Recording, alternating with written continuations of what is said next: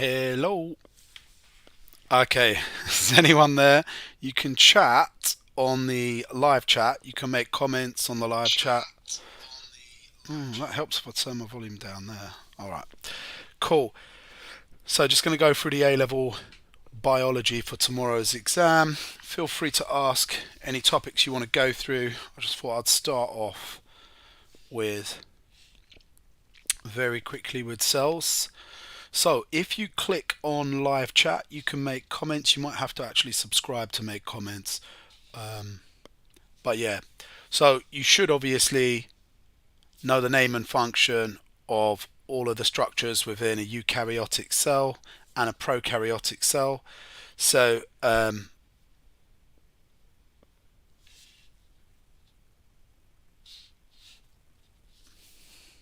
me just.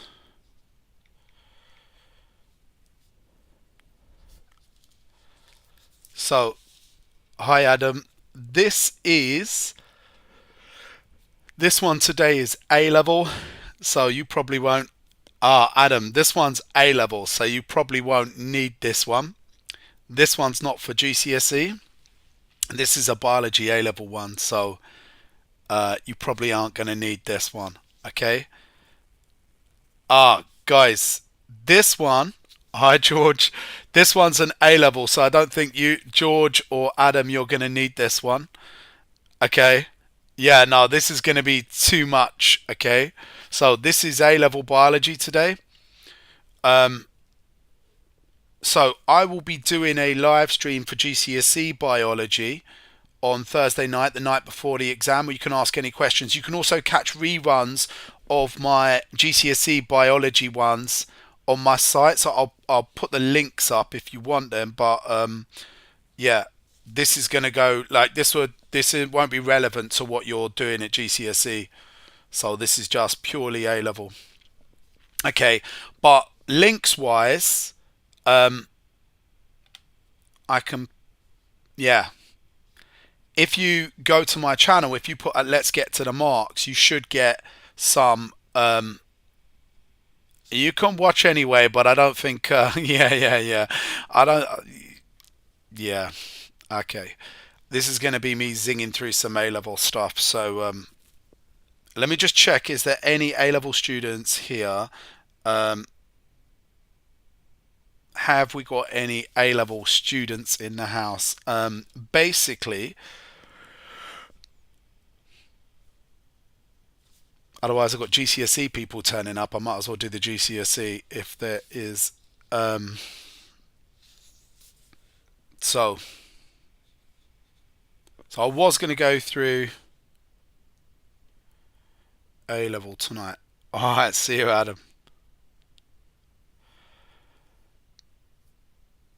Let me just check. Well, the name of the live stream today, this was going to be intended purely for A level biologists, but I'm not sure if there's any A level biologists on the live stream. So,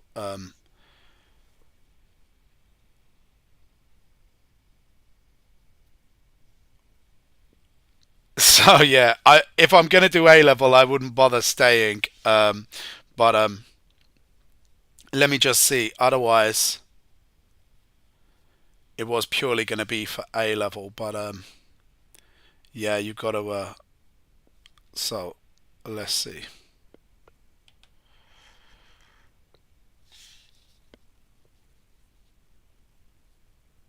Okay, guys, if I don't have any A level students, then you guys can ask me some GCSE because I'm not sure there's any A level students on here. So you can ask me some GCSE if you like, and I'll go through GCSE. I was going to go through A level, but to be honest, they're probably at home doing their revision. So if you guys want to ask me a GCSE question on the chat, you can do, and I'll go through GCSE instead, as I don't think there's any A level students in the chat. So if you guys want to ask, you can ask ahead and I'll go through some GCSE with you guys.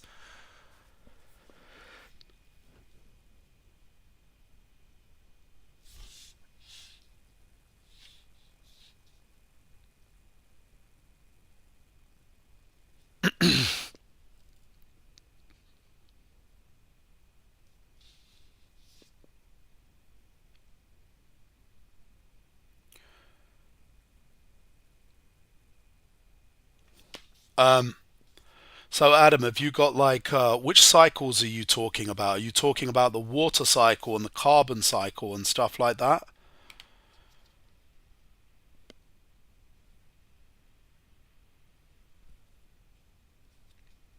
Okay, let me very quickly go over the water cycle for you.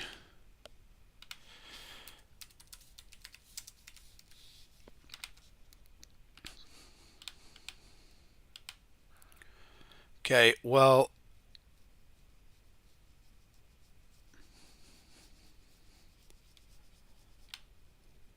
okay.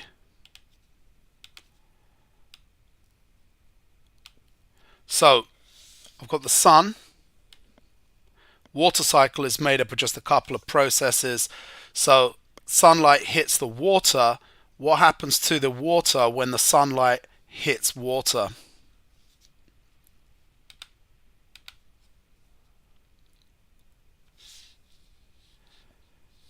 Yeah, so at the moment I'm going through some GCSE, and unless any A-level students turn up, then I will switch to A-level.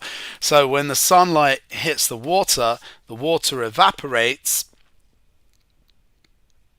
and then what happens to that water after it evaporates? High up in the atmosphere, the temperature is colder. So what happens to water once it goes up in the atmosphere? And this is part of the GCSE biology paper too. It goes into clouds, but what's the process by where it turns from water vapor into liquid water in clouds?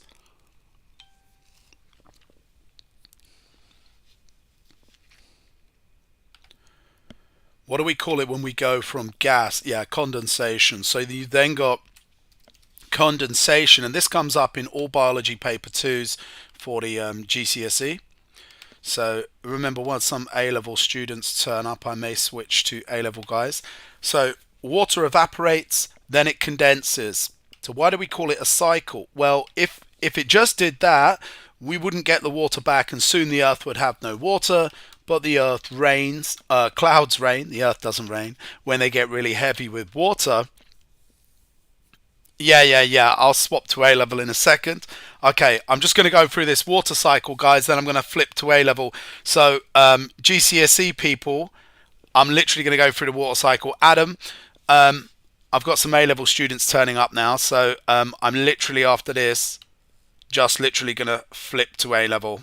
So, okay. So,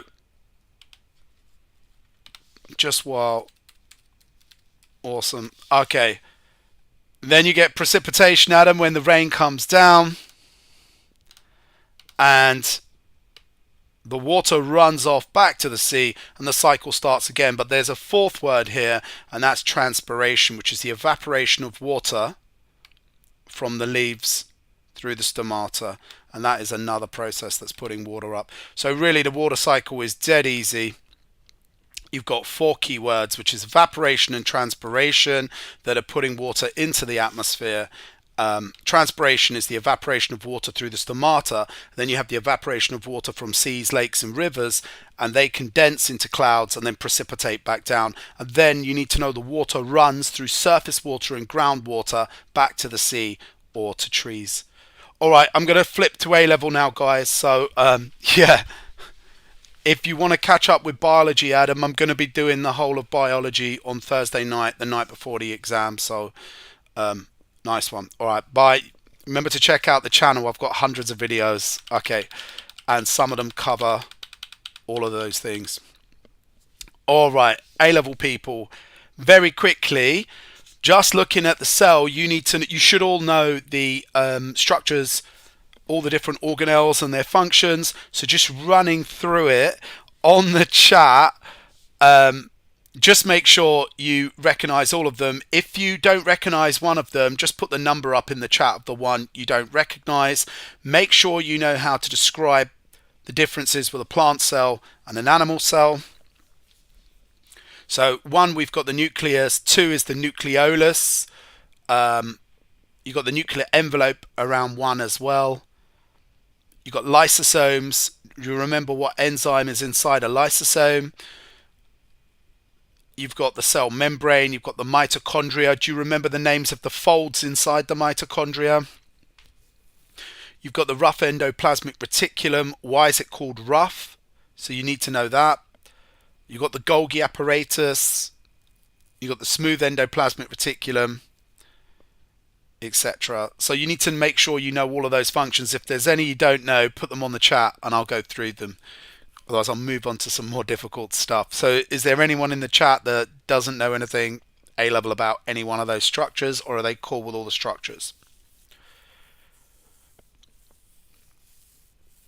So just remember with your plant cells obviously have chloroplasts that contain chlorophyll, obviously, and they have a cell wall made of cellulose with plasmodesmata. All good. All right, Betty, we're going to move on. So here is the structure of your bacteria, okay, or prokaryote structure. Just make sure you know what all of these structures are. So you've got the DNA that's loose, the free DNA, or chromosomal DNA.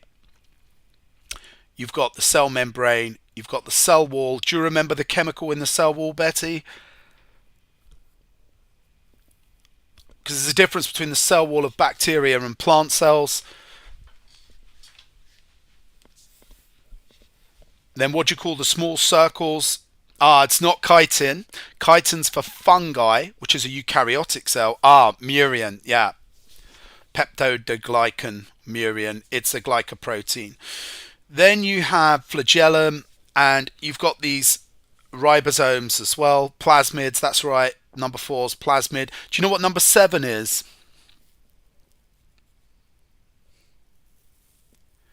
Seven's like a slime layer. Do you know what that's called around the bacteria? There's a slime layer. It's called the capsule. So that's a slime layer that's around the outside of the bacteria. If you've ever had a bit of chicken or something go off, or you have salad leaves, when you open those bags of salad and they go slimy, that's the slime from, there's loads of bacteria multiplying, that's the slime from them. They have a slimy layer around them called a capsule. Okay, do you know the difference in the DNA between a prokaryote and eukaryote? What's the difference? What do we find with animal plant cells and fungi cells, eukaryote cells, compared to bacteria cells? What's the difference in the DNA?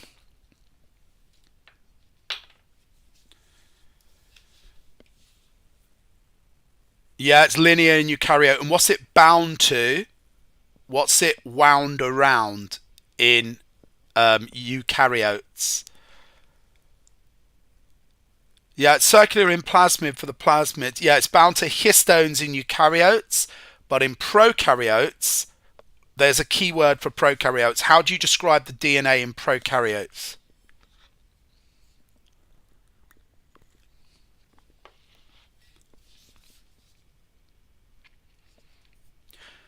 The DNA in prokaryotes, how does all this DNA fit inside the prokaryote? You've got circular, it is circular, and then you have the small circles of plasmids. It's super coiled. Okay, so it's like super condensed, it's super coiled in and twisted. That's how it's built. So we use the word super coiled for the prokaryote, and then we say the linear DNA in eukaryotes is tightly wound around histones, which makes it compact. So two different words. We use the word compact for eukaryotic DNA. It's compact to fit in the nucleus by being wound around histones. Otherwise, it wouldn't fit in the nucleus. Whereas for prokaryotes, it's super coiled, so it fits in the prokaryote. So there's just a little difference there. Okay. Viruses. Viruses aren't alive. Do you know the key word that means that viruses aren't alive?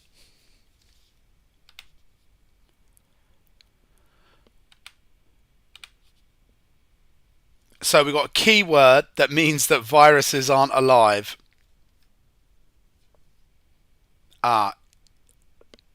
It's acellular.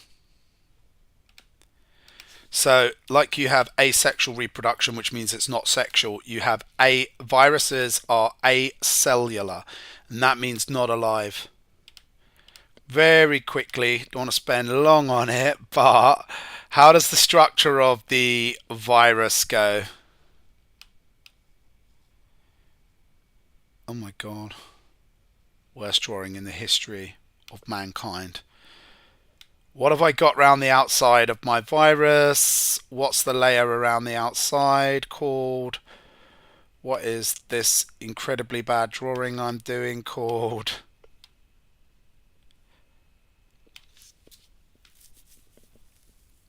Got attachment proteins. Rather than the capsule, that's for bacteria, it's the capsid in viruses. So capsid is for viruses.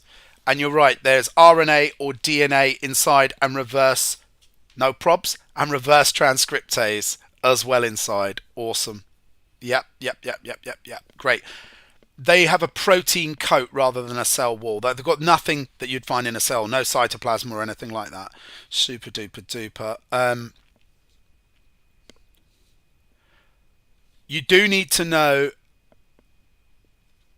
Actually, let's just zip off of. I don't want to spend too long on viruses. I think you know all your stuff for viruses. Microscopes could come up.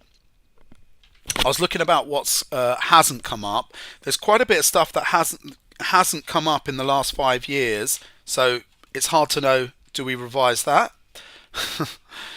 The stuff that hasn't come up, I've looked through all the last 5 years of papers, and there's certain things that haven't come up, but they've come up every year in AS, so it might be just that the examiners don't like to examine it at A level, but I'll go over that stuff and mention it to you so you can look it up. Microscopes, you need to know the two main types. You've got the light microscope and the electron microscope. Okay. How would you tell which of these images is an SEM image and which is a TEM image? Which one is for a transmission electron microscope and which one is a scanning electron microscope? Me drinking my tea.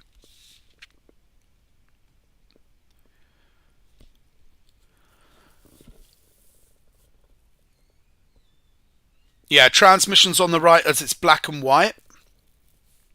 And this scanning is on the left as you can only see the outside. So the advantages, two advantages to the transmission are you can see internal structures because they transmit straight through. They power on a beam of electrons down using magnets. Now, the electrons actually get absorbed, and these dark regions are where more electrons are actually absorbed. As they're transmitted through the structure, they get absorbed in different regions, and that's why some regions come out very dark. So that's the absorption of electrons there. You get a 2D image, but you get more detail, higher resolution with the transmission electron microscope. With the scanning electron microscope, you get a false color image. It's not really that color. This has been done by a computer, but the electrons bounce off the outside. Now you do need to just be able to compare the resolution, which is the minimum distance to distinguish two objects as separate, and that is 0.2 micrometers in light microscopes, and it's 1,000 times more powerful resolution with either the SEM or the TEM. So it's 0.0002 micrometers, 3 extra zeros. Yeah, but you got it right as to which is which. One of the reasons, how can you tell this is a scanning electron microscope? How would you be able to tell that the left-hand image is a scanning electron microscope? If you were asked to describe, yeah, 3D image, good. And you can tell it's, how can you tell it's 3D from, how can you tell it's 3D? Look what you can see down here at the bottom. Yeah. So it depends on the thickness of the different regions as to which regions will absorb more electrons. It depends what they contain. Yeah, shadow, that's right, Betty. Yeah, shadow. Awesome. Right. You might be the only one here, but that is cool. Okay, we get through a lot, and I will go through the plants as well, all the plant stuff. So what are the 3 stages of cell fractionation? A load of GCSE kids started turning up. I think they just saw my live, must have come up on their YouTube and thought, yay, let's do, but I'm doing theirs on Thursday. So, do you remember the 3 stages of cell fractionation? You said you were good at this. So there's 3 main stages. could have a 5 marker on this, although one came up fairly recently with this. And then I'm going to go through some specifics with you of things I think are going to come up. Yeah, centrifuge is the final stage. Filter is the second stage. Centrifuge is the spinning. So the centrifuge is the spinning. Ultracentrifugation, that's the spinning stage, the final stage. The filtration is the second stage. The first stage where you break the cells up and release the organelles. What's that called? Blender, or homogenized, homogenation. So you use a blender, brilliant, and that's the stage where we say the 3 things about the solution. When we homogenize the cells, what are the 3 things? You've said they've got to be buffer, isotonic, and cold. You've said all 3, brilliant. So that comes in the first stage. So if you're asked about homogenation, it's the blending of the cells to release the organelles, and they have to be isotonic, cold, and buffer, and you need to know why for each of those. So buffer is to keep the pH the same, so you don't denature enzymes. Temperature, you needs to be cold, so you don't you reduce enzyme activity, so they don't start, like lytic enzymes or lysosomes don't start digesting the organelles.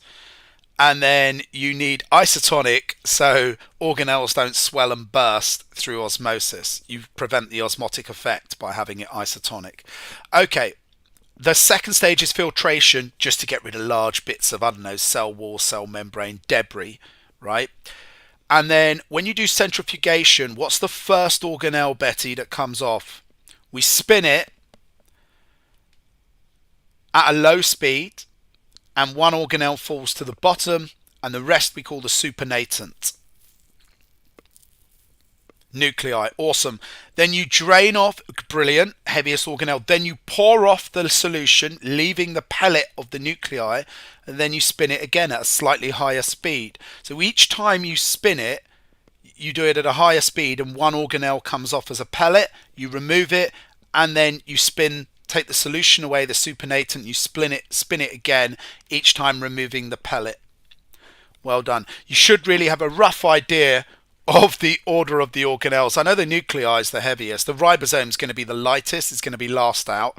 But you've got to have a rough idea. You can always look that up in your revision guide. Just make sure you know the rough idea of the order that they come off. And I think mitochondria is pretty heavy, so that might be next after the nuclei, the chloroplast or the mitochondria.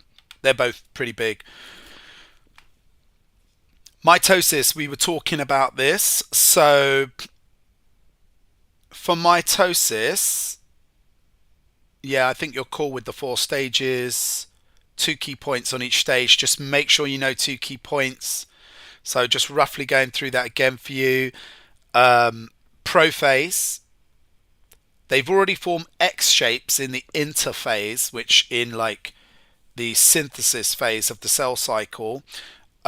So in the prophase, they condense. That means they get fatter and they become visible under a light microscope. Spindle fibers form, and the nuclear envelope forms. So there's 3 things you can talk about. Chromosomes getting fatter, condensing, becoming more visible. They're all over the place. They look like a bit of a mess in the prophase. They're not in an order. But the nuclear envelope dissolves. I said it appears. The nuclear envelope dissolves. Why would it appear? It disappears, and the spindle fibers form. Now in the metaphase, the second phase of mitosis, the chromosomes line up on the equator and attach to the spindle fibers by their centromere.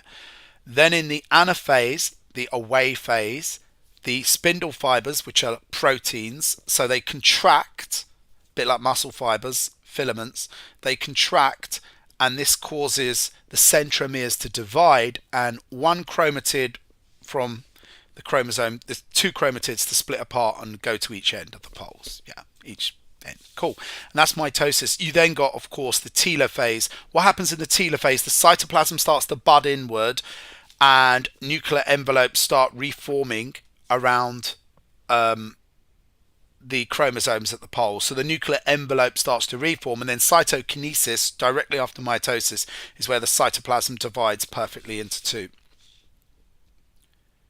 Yeah, metaphase. So for the metaphase, if you need to make a note, think of the metaphase as the meeting phase. So what happens there? The chromosomes attach to the spindle fiber by their centromere and line up along the equator. They actually attach, they all move to the equator and attach. So it's like they hook themselves on to the ropes or the spindle fibers. And that's the metaphase. The difference with the anaphase is the anaphase, the spindle fibers contract and the centromeres divide, and the chromatids now move to each opposite end of the cell. That could be horizontally or vertically on a diagram. It depends on the shape, the way the X's are. So look out for that. Couple of other things here. How do you calculate the mitotic index? So that's the number of cells in mitosis over the total number of cells. So if you've got, I don't know,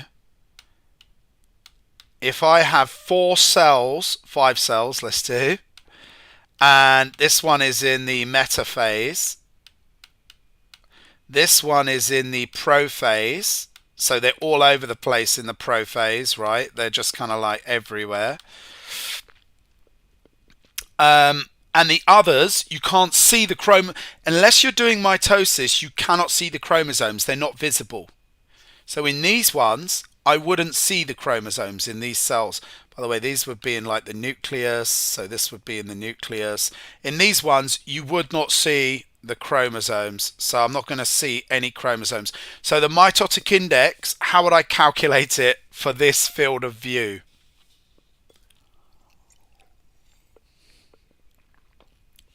What would I do? I'd identify that only 2 cells in my drawing, this one's in the metaphase, this one's in the prophase. I can only see 2 cells dividing, so I would do 2. Yeah, that's right, 2 over 5.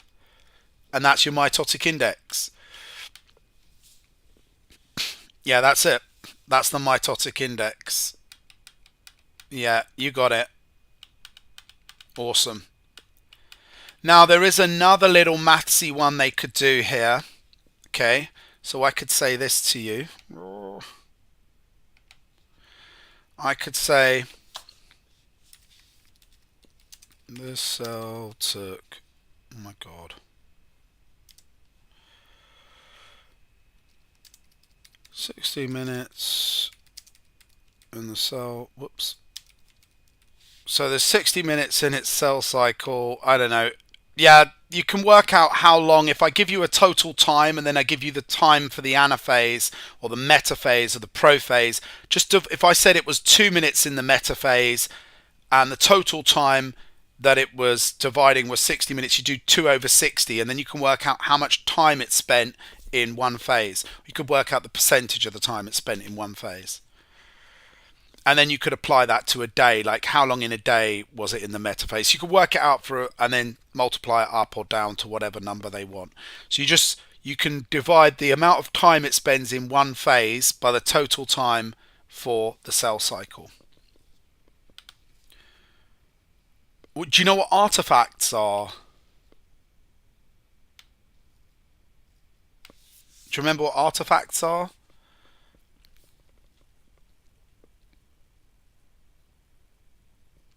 Okay, so artifacts are when you've got air bubbles and things that are in the way when you're using microscopes.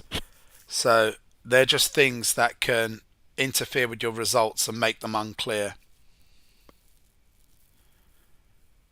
And do you know why we observe root tips when we're doing mitosis?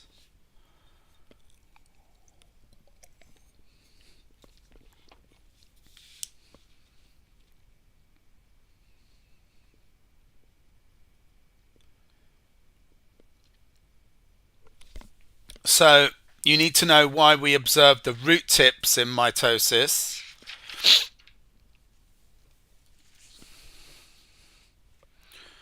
The root tips are the meristem, so it's where the most mitosis is happening. So that's where the root tip is part of the meristematic tissue, so you'll need to know that.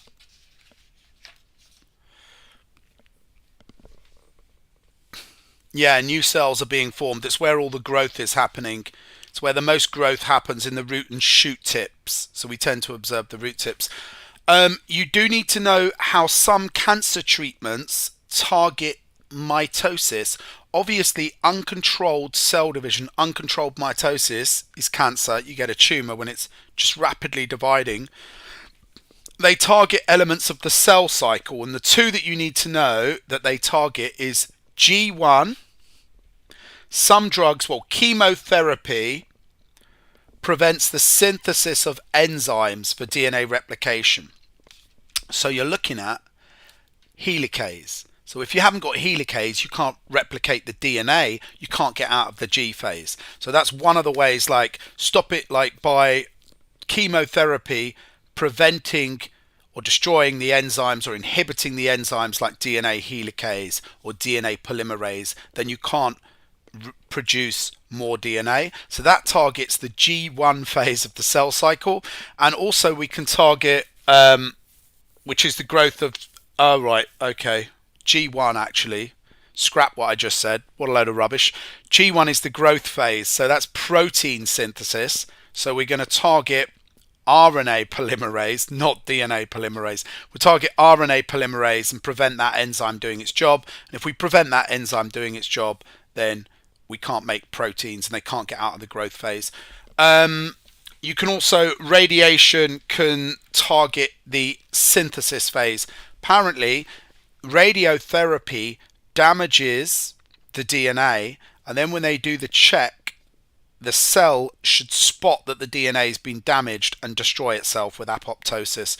Those, I don't think they're going to ask about that, but they're various treatments that target phases of the cell cycle to stop cancer. Cell membrane, you're cool with that, aren't you? So cell membrane is just content. You just need to know you've got your protein channels, these intrinsic proteins that run all the way through. Polar molecules have to go through a protein channel. Polar molecules, glucose, amino acids, these water-soluble molecules cannot cross the bilayer. You need to be able to explain that because they're polar, and the majority of, we've got our non-polar tails, they're not going to get through it. So glucose and amino acids cannot diffuse through the bilayer. All good, nice. And what molecules can do simple diffusion through? What molecules can do simple diffusion just straight across the bilayer? Do you remember which ones can go straight across the bilayer? They're going to be small, non-polar molecules. Oxygen, carbon dioxide. Yeah, you got it. Oxygen or carbon dioxide. Large non-polar molecules, really long ones, they won't be able to simply diffuse across. Like your triglyceride, it has to be broken into fatty acids and glycerol, then it can diffuse across. It's not, but when it's large, I don't think it can simply diffuse across. So it may have, large non-polar may have to have other mechanisms. Cool. Yeah, glucose and amino acids are polar, so they have to use facilitated diffusion or co-transport or active transport. We talked about that. I'm not going to go over serial dilutions again. That was painful enough.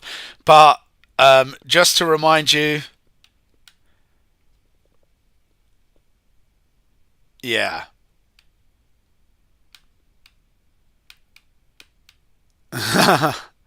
5 centimeters of, say, 1 molar glucose. How would I make, tell me, how would I make, let's see if you can tell me on the chat. How would I make a 5 centimeter 0.5 molar solution? So, can you tell me that?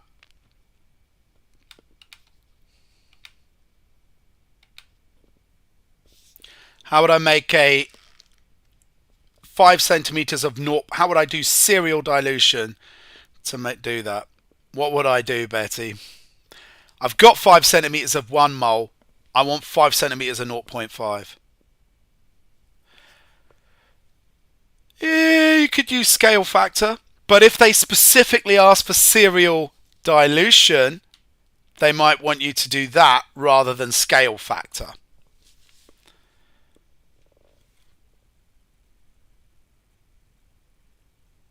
Oh, no. We'll go with your scale factor way because you can do the scale factor way, but if they ask for serial dilution. So your scale factor way would be 1 divided by 0.5.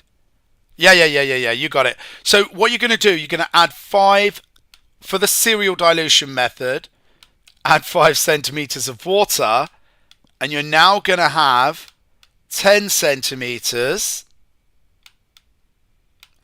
of 0.5 mole.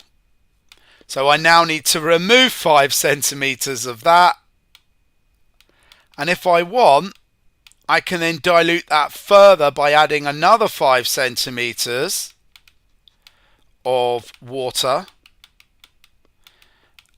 This is really long. And then I could make it to 0.25. And then you could take 5 centimeters of that out and add another 5 centimeters of water to make it to 0.125.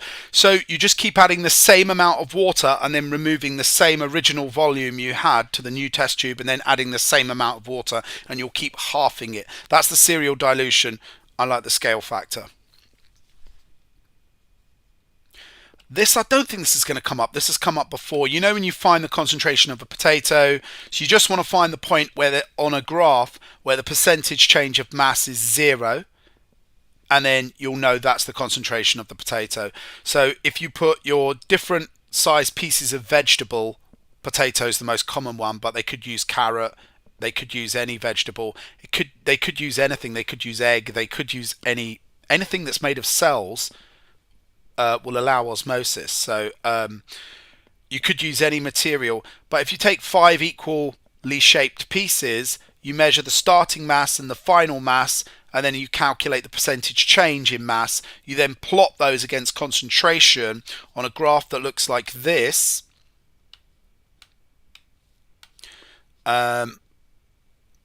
So these will be your positive results and those your negative results for percentage change in mass.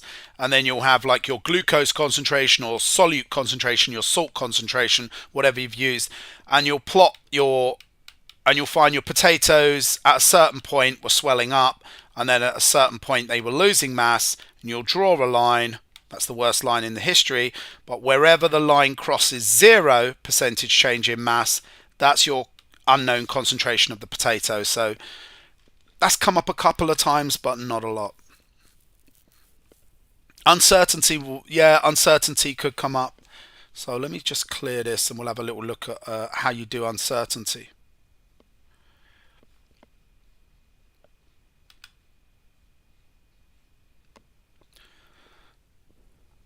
Okay, so let me go through uncertainty for you. I don't even know how to spell uncertainty. So uncertainty, you've got 2 types of uncertainty. Watch out for this word. If they ask you to calculate the uncertainty in a reading is where you only have one value.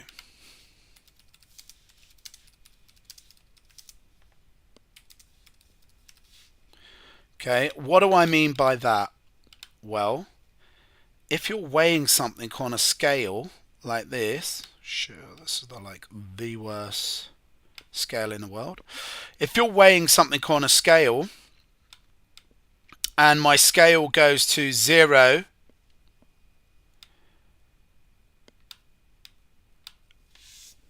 0.001, that is as accurate as my scale can go. Where you've only got one value, if I put something on the scale, I'm just going to get one number that I'm dealing with. It might weigh 50.234 grams. So I'm just going to get one number. Okay. To calculate your uncertainty, you take the smallest division take the smallest division on your equipment and divide by 2, and that will give you your uncertainty. So my uncertainty when using this equipment, what is my uncertainty when using this scale? See if you can work it out. What's the uncertainty of this scale? What's the smallest number that can be measured on that scale?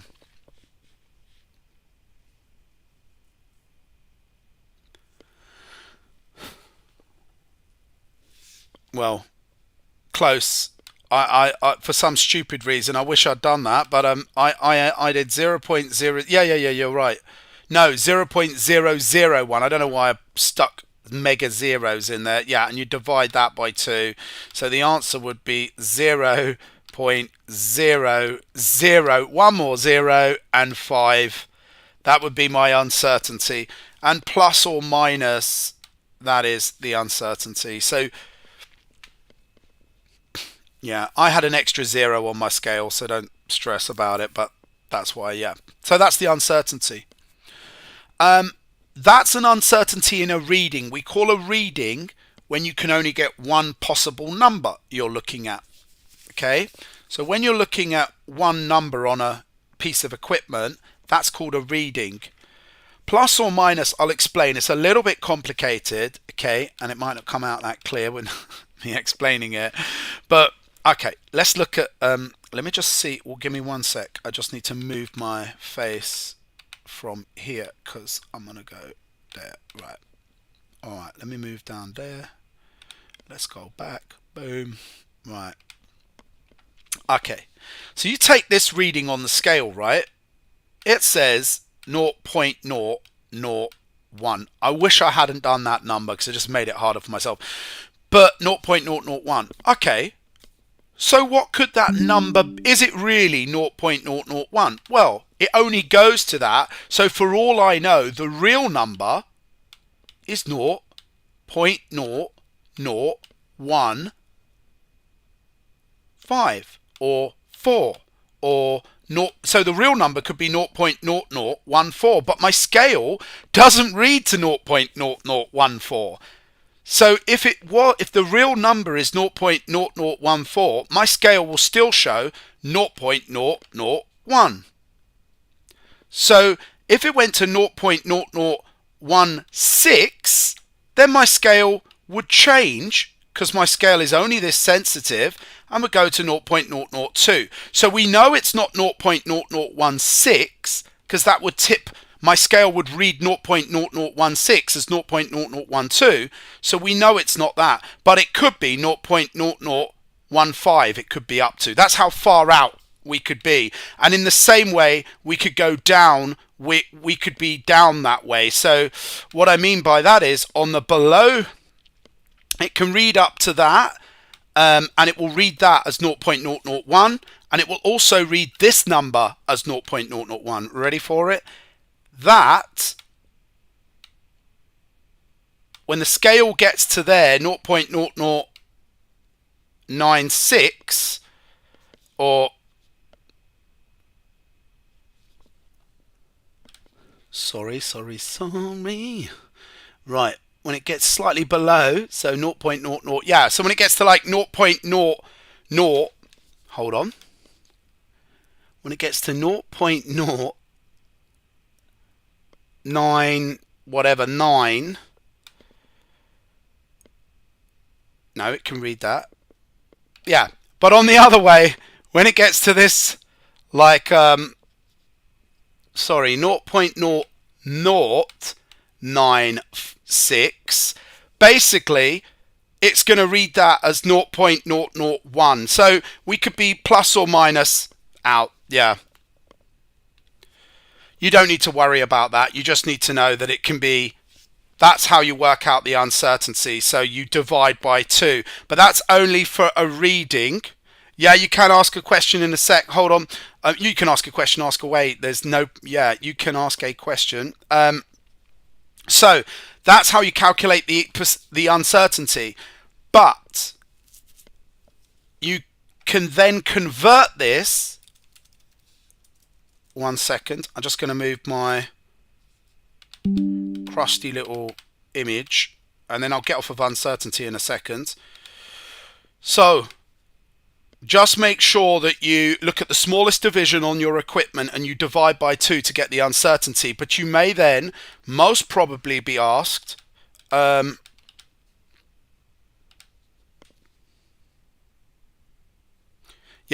I'll do that. I'll identify microscope and xylem. Yep, defo. Right, you've got to use something called toluidine blue O, which sticks to the lignin in the xylem and identifies it. But what I want to do quickly is just say, they might say,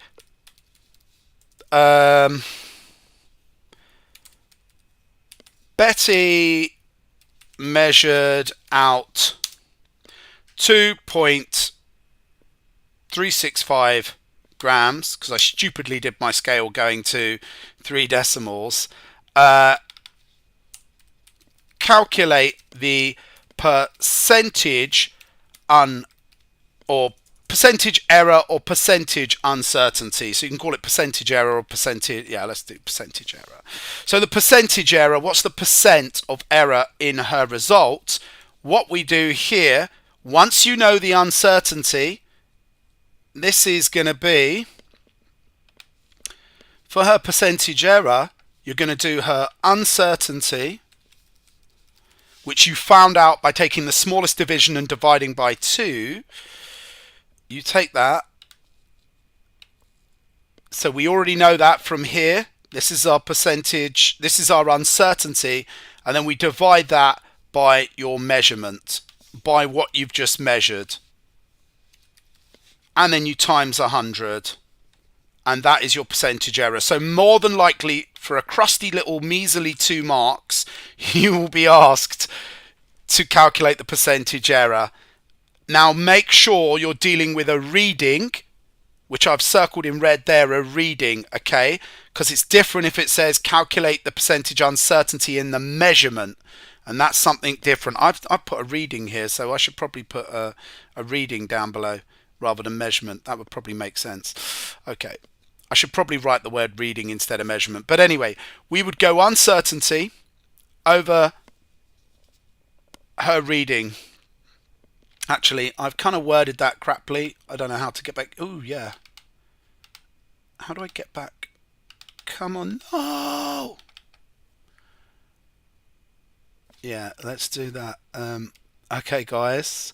Hold on. That would say reading. And I'm going to explain the difference in a sec. Okay, guys. So you would do 0.0005 divided by 2.365 times 100, and that would give you the percentage error. Everyone cool with that? Now let me just change and go to what if. No, let's clear this. All right, let me just clear that. Right, now watch this. This is just something else you need to know. So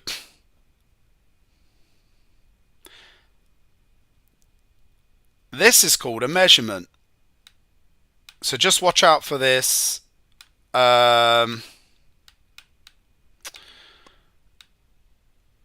This is some crusty arse. All right, let's pretend these are millimeters, okay? We could say these are millimeters. I'm not really, I've made this incredibly bad. Right, so these are millimeters. So you would say, okay, what's the smallest division? So watch out for measurements. These are when you, watch out for measurements, which I'll do in a sec. Oh, sugar. Oh, gosh. It's just painful watching me type on this thing. Watch out for measurements. These are when you use 2 values to like measure a distance. So watch out for this. If you're using two values to measure a distance, this means you've got error here at the start of your reading and at the end of your reading. Okay, so you need to you calculate your uncertainty and you double it. So just make sure you know how to do that. Okay, if they say measurements, you calculate your error. So if this is to 1 millimeter, my error is 1 here. 1 millimeter is not my error, my uncertainty is 1. Is 1 millimeter.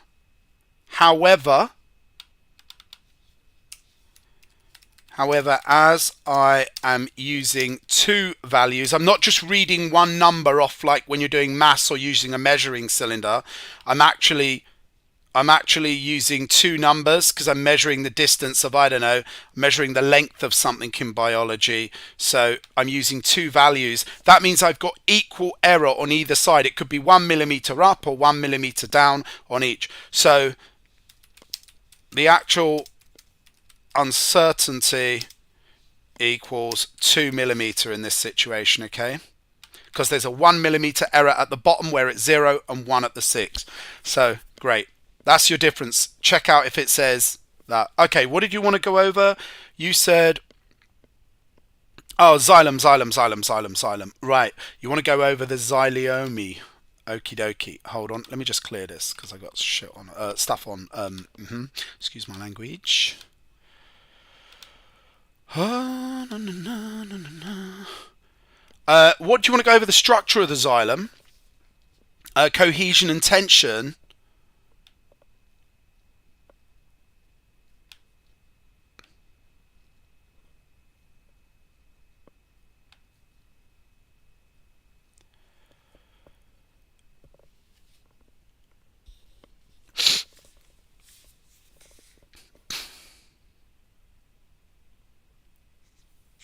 So what you confused? Okay. Do you know the chemical found in the how to identify if the structure is a xylem?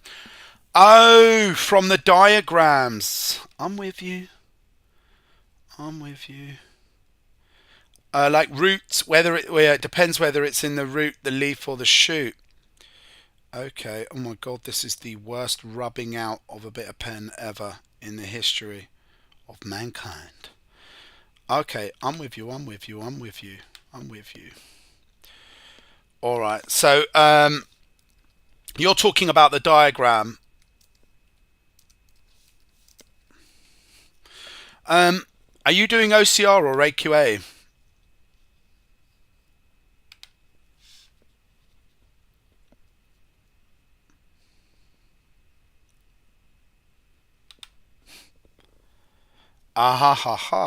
Right. So right. If you're looking at the xylem in a root, so the xylem in a root, you're going to get like it's going to look like X-shaped like that. So in the root, you just have to memorize them. In the root, you're going to be looking, the xylem is kind of the middle bit and the phloem is the areas of the cell around it, like that. So in this situation, that's the xylem, those are the root, those are the phloem, and then around in between them you have the cambium. Have you heard of the cambium cells? So in between those you have the cambium.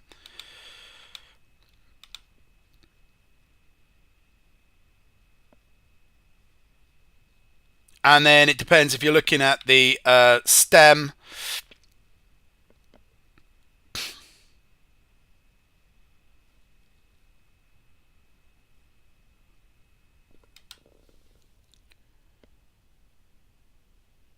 Okay. You don't have the cross section of the root?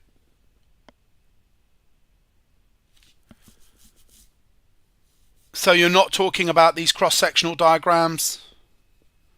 This not in your syllabus?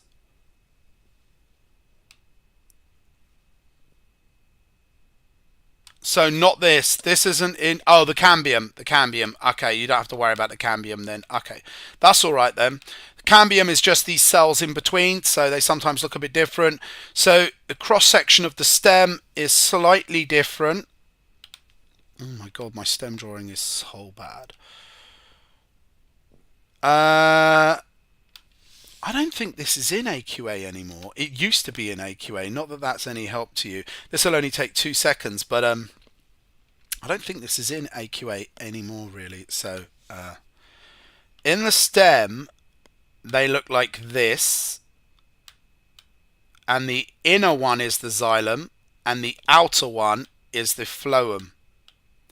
So you just need to know that this is the... Oh my god, why didn't I type? And this is the phloem.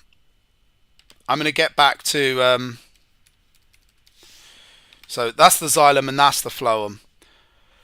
So it depends whether you're looking at the root or the stem.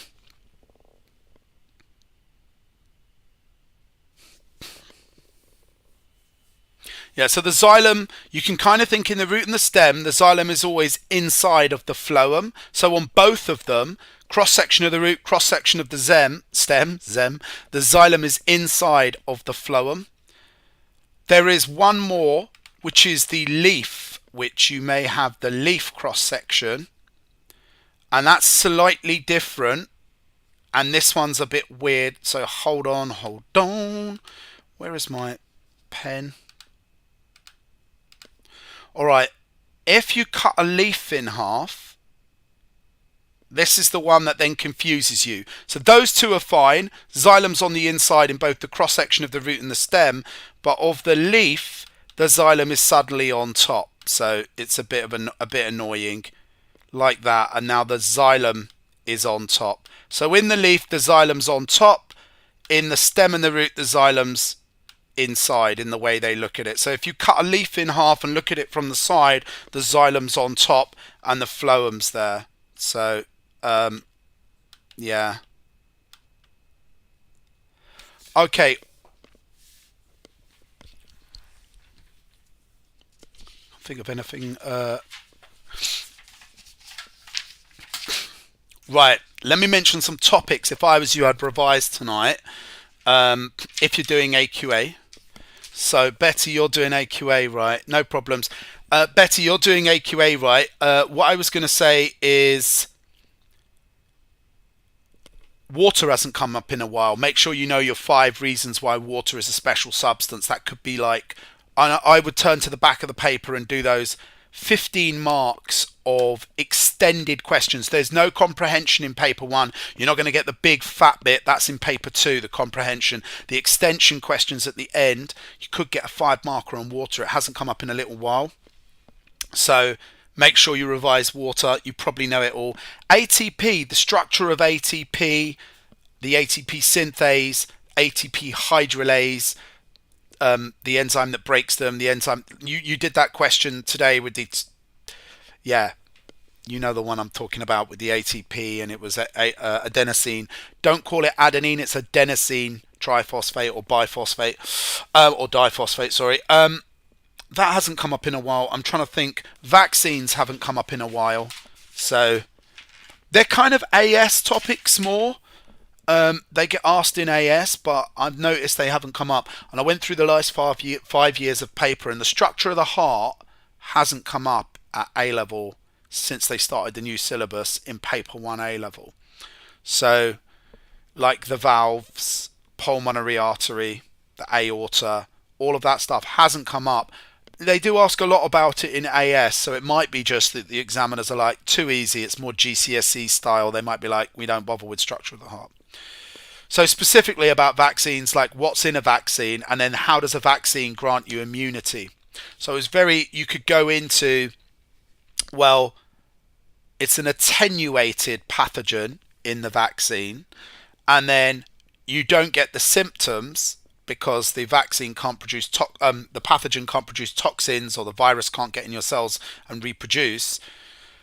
And then you can talk about specifically about how you develop immunity, which is exactly the same way as in the APC, the antigen presenting cells. You've got the proteins, the antigens of the pathogen, and so the T helper cell with the clonal selection will bind specifically to that protein, and then, like we talked about, will activate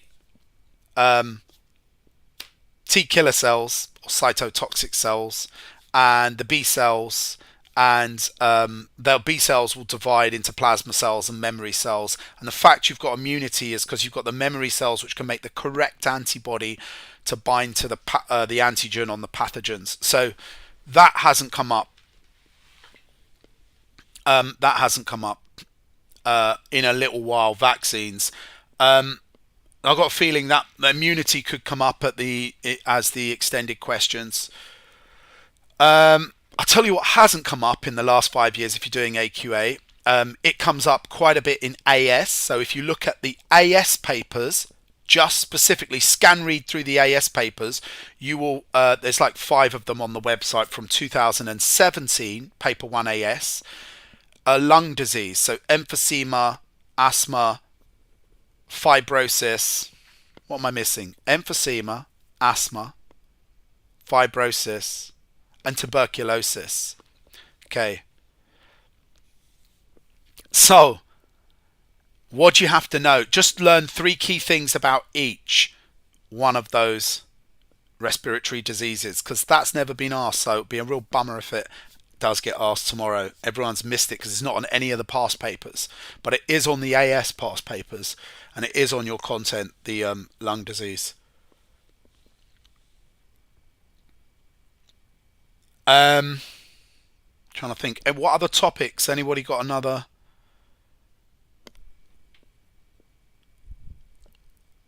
Oh, let's have a look at yeah, talking about plants and that kind of stuff. Let me just talk through. So okay, DNA, we can look at DNA. Betty wanted to talk about the plant transport. So you remember the indicator for identifying the xylem. You should know the indicator for identifying the xylem. It's toluidine blue. So toluidine blue with a capital O at the end. And that binds to the lignin and highlights the xylem because the lignin is in the xylem. You need to know your other 2 indicators, eosin, cytoplasm, and iodine for starch granules. Now, not iodine, potassium iodide solution. If you write iodine, you won't get the mark. Okay, what I wanted to talk about is the supporting evidence for the mass flow theory. So just running through. Oh, yeah. Thanks for that. I think that's how you spell toluidine. Blue O. And that is your lignin. Put me on the spot. Yeah, so toluidine blue O, lignin, eosin, cytoplasm,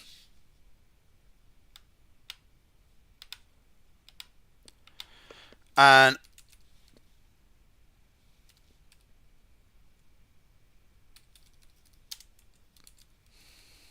oh my gosh, losing the spelling ability. Potassium iodide solution. Obviously, the test for starch. So starch grains. Where would you expect to find starch grains? That you're looking in plant cells. So you could look in areas where you'd expect to find starch, which would be maybe the chloroplasts and things like that. You might expect some starch grains. So yeah, those are 3 of the indicators you guys need to know.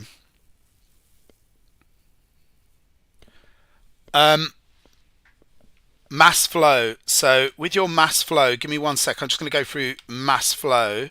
So a bit crusty here.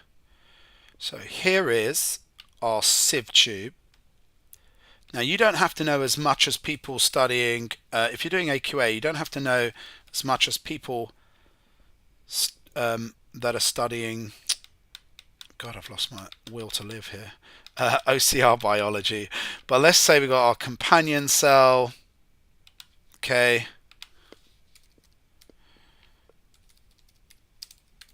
So you've got your companion cell, and then somewhere over here we've got some cambium, which is like some cells that separate the xylem and the phloem. It's called cambium tissue. You don't need to know that. You've got your xylem, which is made of the xylem vessels. Obviously, they have no end walls. The xylem has no end walls to reduce resistance to the flow of water. But you do need to know about mass flow. So let me get rid of these indicators because they ain't got nothing to do with what we're going to talk about now. Oh my days, how do I delete that stuff? Okay, let's just forget that. All right, so who can tell me 3 key points? How does water move down the sieve tube? How does water move down the sieve tube?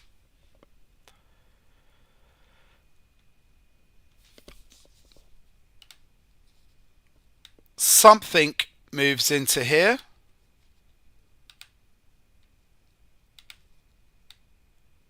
Remember,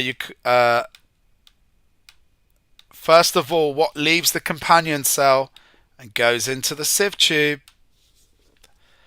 Not sodium. Yeah, it's going to be one of the sugars. So something like sucrose.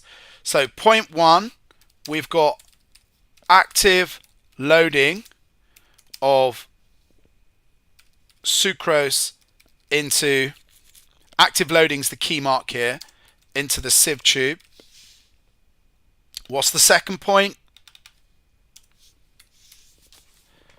Water moves in from the xylem. Why? Water moves in, I'm going to put osmosis here, by osmosis from the xylem, which is next door. Why does it move in? What would make the water, what makes water move by osmosis?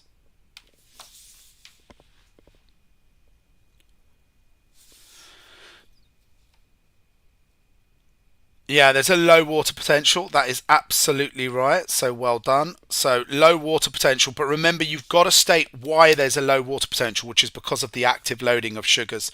So water moves in by osmosis because active loading. I should have put low water potential up there at point 1. Created low water potential. Great. And now that water's moved in, oh my God, this is...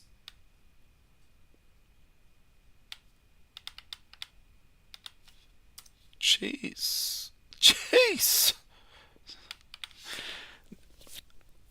Now the water's moved in. What's going to happen?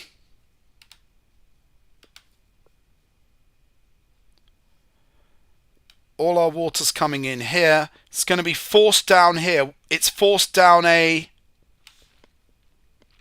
So what we would say, 0.4 over here, because I've run out of room,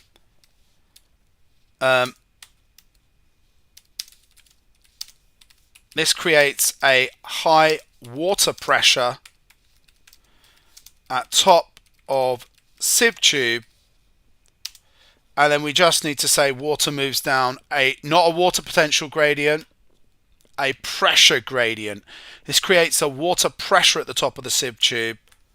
Water moves down a pressure gradient to the sink. Now, it wouldn't be called mass flow unless it used a pressure gradient. How does your heart pump blood around your body? It creates a high blood pressure in the heart. That's mass flow. Going along a pressure from high pressure to low pressure around your body. How do you move air into your lungs? You create a low pressure inside the lungs, so air ventilates by moving in from high pressure to low. How do plants move massive amounts of material like sucrose and nutrients around? They do it by mass flow, creating a pressure gradient, but they don't use air or blood, they use water. So they they create a low water potential, moving water in to the top of the sieve tube, and then the water moves down, rushes down like water through a tap by a pressure gradient. Okay, so it's a pressure gradient. We need the water potential to create the pressure gradient, and then it's a pressure gradient, it moves down. Now, what's the evidence for this? Some people are against this. Some people say this is a load of old tush, and there's some evidence against it, and you need to know the evidence against it, okay? So there's a lot of evidence for it. The evidence against mass flow. The companion cell would be the source in this situation, where we're going from the top of the plant to the bottom, but it can move in both. So the evidence against mass flow, the source will be the cells, the palisade cells in the leaf are creating, so they'll be the source, and then the sugars move to the sink. The sink will be the roots where the sugar is being turned into starch, rather than the companion cells. They're not the source. It'll be the palisade cells, the palisade mesophyll cells that are doing photosynthesis and making the source of all the sugar, and then the sugar is taken to the sink, which will be in the roots and stored. But it can be reversed, so like at different times of the year.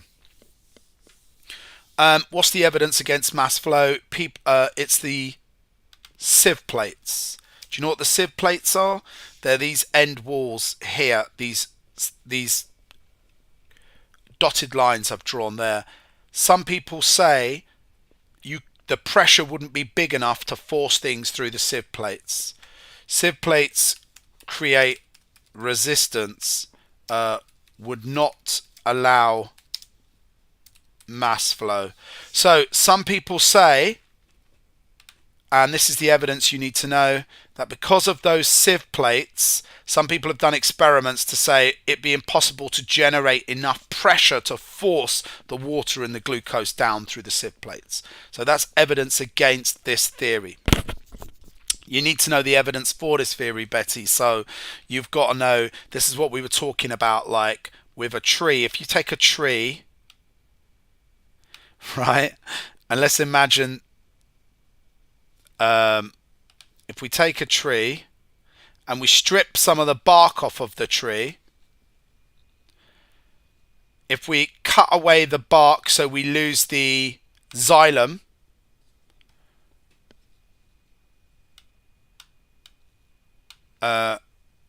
what happens? Cut bark off tree. What happens if we cut the bark off a tree? Well, we find the bit above it starts to bulge, and when we test it, it's got lots of sugar. It expands, that's right, bulges, lots of sugar in here. So a lot of sugar in the bulge. And what does that mean? That means that we've got active loading going on. And if we test below the bulge, we find there's not a lot of sugar, which means, hold on, we've got sugar at the top and no sugar below. That means there's some form of active loading. So that's evidence for active loading. Active loading. Let me go through, and the downward flow of sugars. So, and then if we test here, below the bulge, low sugar. So we say this is evidence for the movement of sugars down the plant. So evidence for the movement of sugars down the plant. Okay. Now I'm going to go through the other bits of evidence. So I'm just going to clear this. Above the cut. So it bulges above the cut. And then below the cut, we find there's not a lot of sugar. There's loads of sugar gathering above the cut. This tells us, why was there more sugar above? Once we stop it actually moving, we find more sugar above. That proves that the sugar is moving from it's being created at the top, and there's a downward movement, or sort of might give evidence for that. Let's look at the other bits of evidence. Right. Other bit of evidence.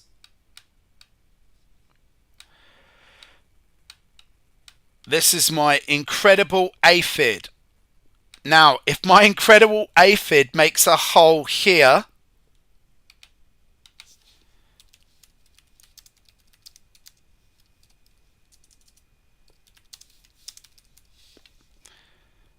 if we get the aphids to make a hole at the top, what happens? More sugar sap comes out at higher pressure. And this tells us that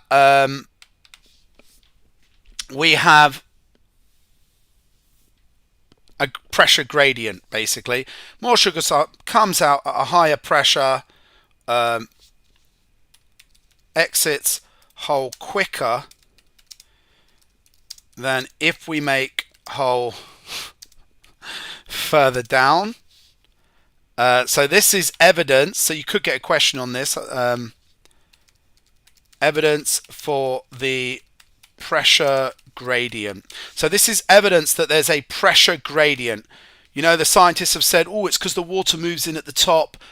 After the active loading, the water moves in by osmosis and creates a pressure gradient.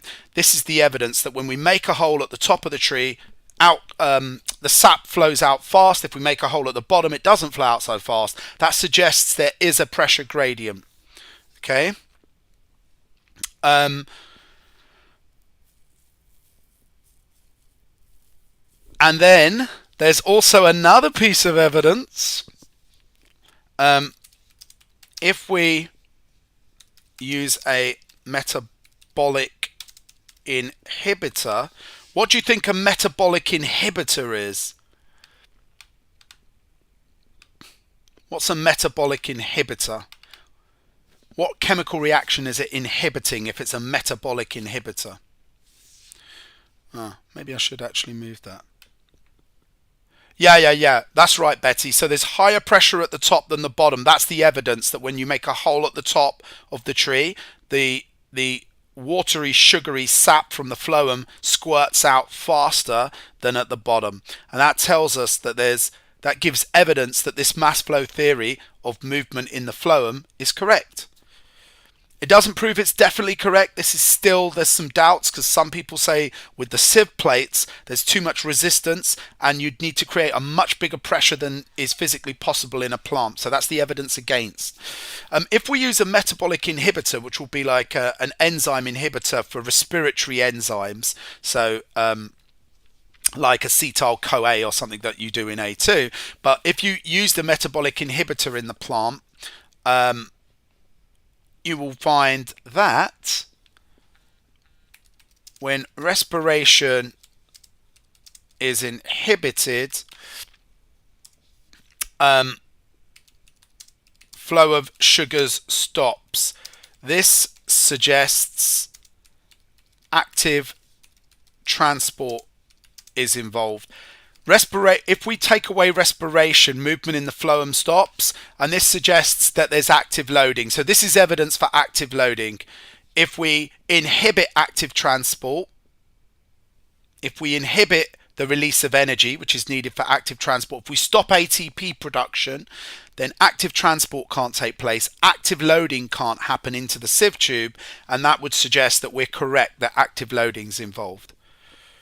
So that's another piece of evidence against it. Now, there's a final bit, which is using carbon-14 that can prove sugars move downwards in the plant. So let's look at that.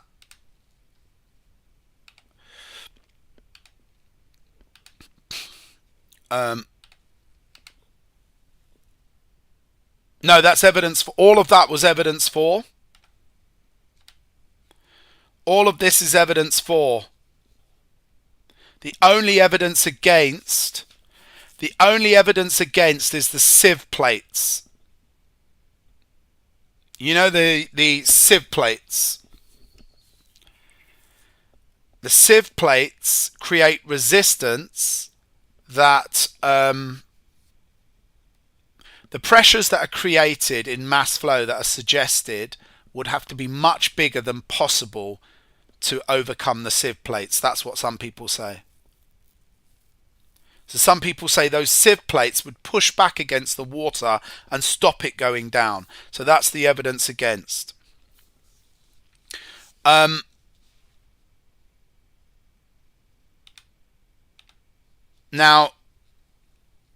the evidence for the last bit of evidence that I wanted to go over for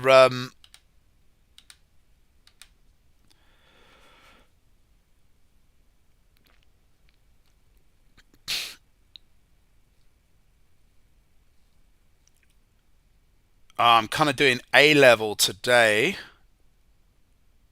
The last bit of evidence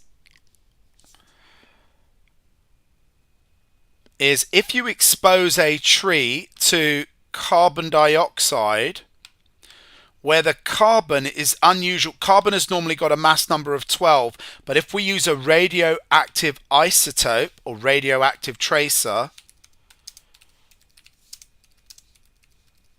so you might need to know this. If you use a radioactive isotope or tracer, carbon 14, and it enters the plant via photosynthesis, like this, okay, then the glucose created, or the sugars created,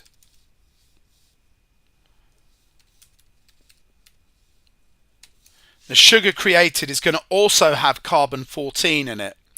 Now, because it's radioactive, we can then take photographs. Let me just say, this is the first photograph we take. We break off a leaf. Let's say we break off a leaf, and we then take a photograph.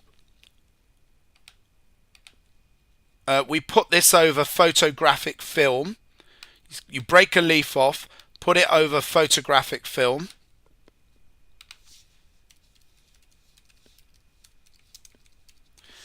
And you take a picture.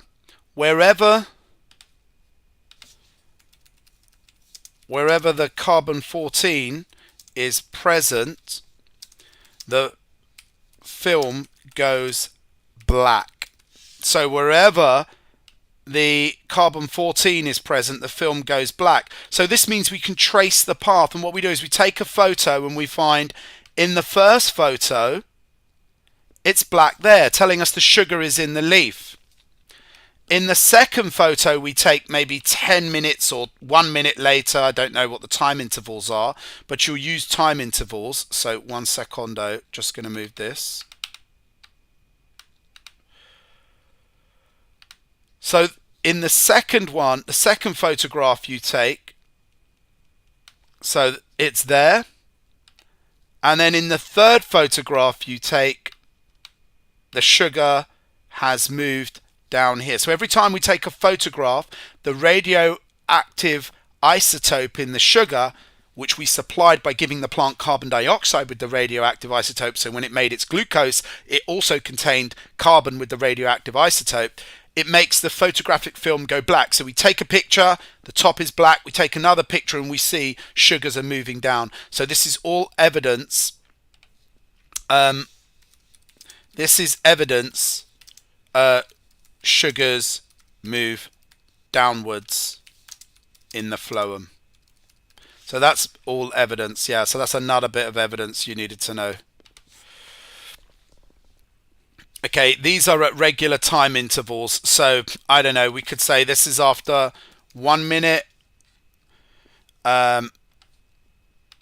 This is after 2 minutes. And then we take another photograph after 3 minutes.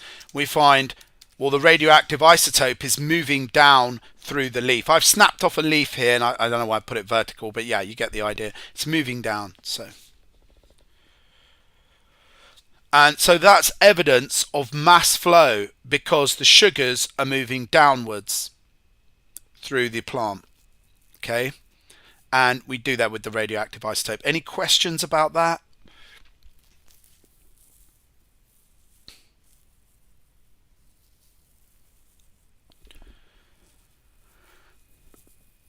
Now, they actually, before you take the photograph, they actually freeze that particular leaf. So they use a different leaf with each one. They freeze it to kill it dead, so that while they're actually putting it on the film, the sugars stop moving. So they actually kill a leaf after 1 minute, kill another leaf. So we should probably put that in. Freeze after 1 minute, and then you're going to freeze another leaf after 2 minutes. A leaf with its little stalk attached, so that you can show that it's moving a lot down the phloem, because the phloem will run all the way through the stalk. So you just pick off one leaf, freeze it after 1 minute. Why do you freeze it? You freeze it to stop the movement of the sugar, so you can actually find out where they are at that exact 1 minute, just to make it more accurate. Okay, is there any A-level topics someone wants to go through? Any other topics? That was, you know how cohesion and tension are created. So cohesion, tension.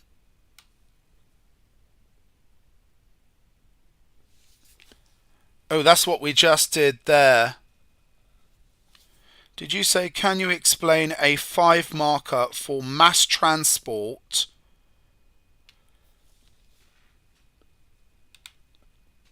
Now, are you talking about mass transport in a plant? Are you talking about mass transport?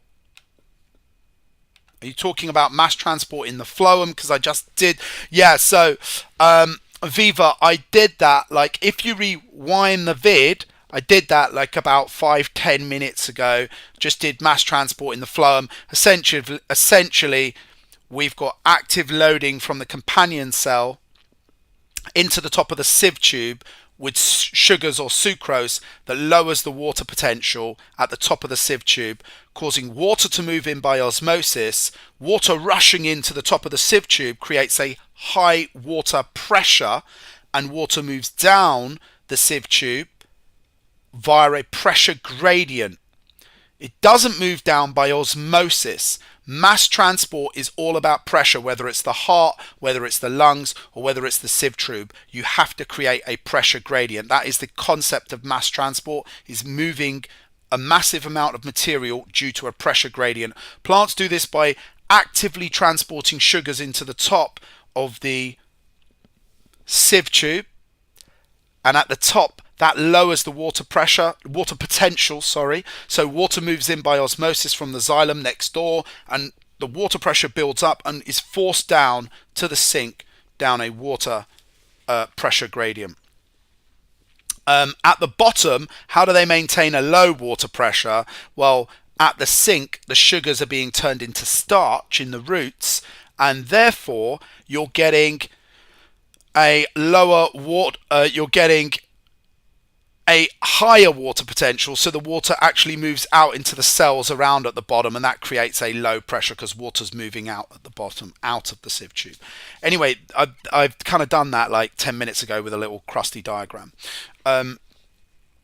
And then I've just been going through the evidence for and against mass transport, because there's evidence against mass transport. If you do AQA, you need to know that the sieve plates are evidence against mass transport in a plant, because these sieve plates, this is the worst phloem in the history of phloems, but these are called sieve plates, and some people say mass transport can't be right because these sieve plates create resistance and there wouldn't be enough pressure to drive the water and the sucrose down past those sieve plates. They say that would just be too hard. So that's the evidence against it. Okay.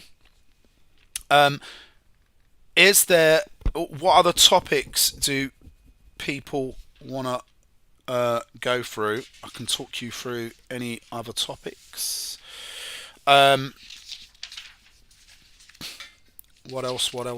else? Cohesion, tension. You just need to know. With cohesion and tension, if there was anyone that wanted to do cohesion and tension, in the xylem, why does water move up the xylem? You probably all know that. Cohesion is because water molecules are polar. The oxygen is delta or slightly negative and the hydrogen delta positive. So they bind to each other and stick to each other. And that is the cohesion. they also adhere for a bonus mark, not on your spec, but they adhere to lignin in the cell wall as well, in the walls of the xylem. So there's two reasons why the water it sticks to the walls of the xylem by adhesion, because it contains lignin and water loves the lignin, and also water's polar, and so they stick to each other, and that's cohesion. The tension, you need to know, is created by the evaporation of water through the stomata, or transpiration of water through the stomata. You can use either word. That creates the tension. So it's the combined effect of those that pulls water up the xylem, and water can only go in one way. Cool.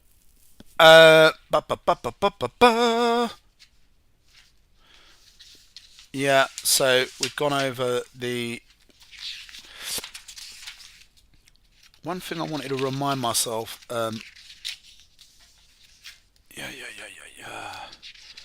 Any topics, guys? We can go through anything, absolutely anything.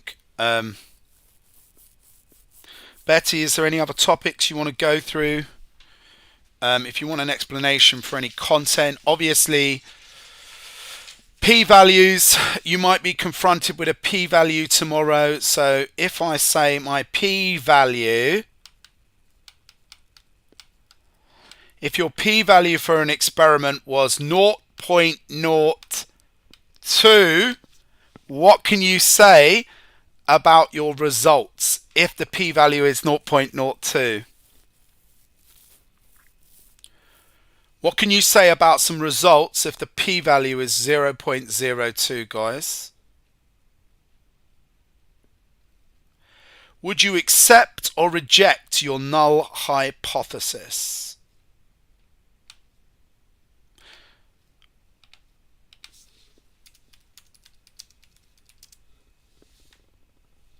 Yeah, that's right. Yeah, that's right, Matt. So there's less than a 0.02 probability that the results are down to chance, and at A level, our standard is 0.05. Anything less than 0.05 means that we will reject the null hypothesis.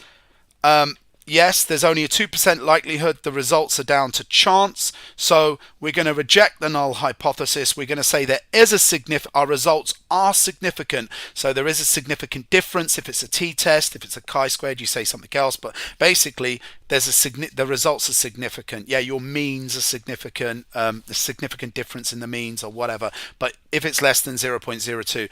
If it's greater than 0.05, then you're going to accept your null hypothesis. There's no significant difference in the results. And yeah, there's a greater than 5% chance that it's down to chance. Watch out if they stick an extra 0 in there. You don't have to put it into percentage. You can just talk about probability, which is in the decimals. So, yeah. So, evaluation questions, right. When you're tackling evaluations, how do I clear this? All right, let's do that. Clear frame. So for evaluation questions, there's a real structure to evaluate. If you get an evaluation question, you're evaluating someone's statement, there's a real structure to it. So you have to say, you have to give, let's just call it for and against, and your opinion, right? So you've got to give a for and against and your opinion. Normally the for is really weak. You can normally rip the crap out of anybody's experiment. That's anyone's, even the best scientists in the world. You can normally destroy their experiments because controlling variables is really hard. And for someone to have if you're evaluating someone's conclusion to their results, you can normally rip it apart. And the reason being is this word here, validity. Okay, if something is valid, this means you have controlled all variables. You've controlled all the variables except the one that your independent variable, and that's really, really hard. So you should be able to look through and spot all the variables they haven't controlled and be able to destroy.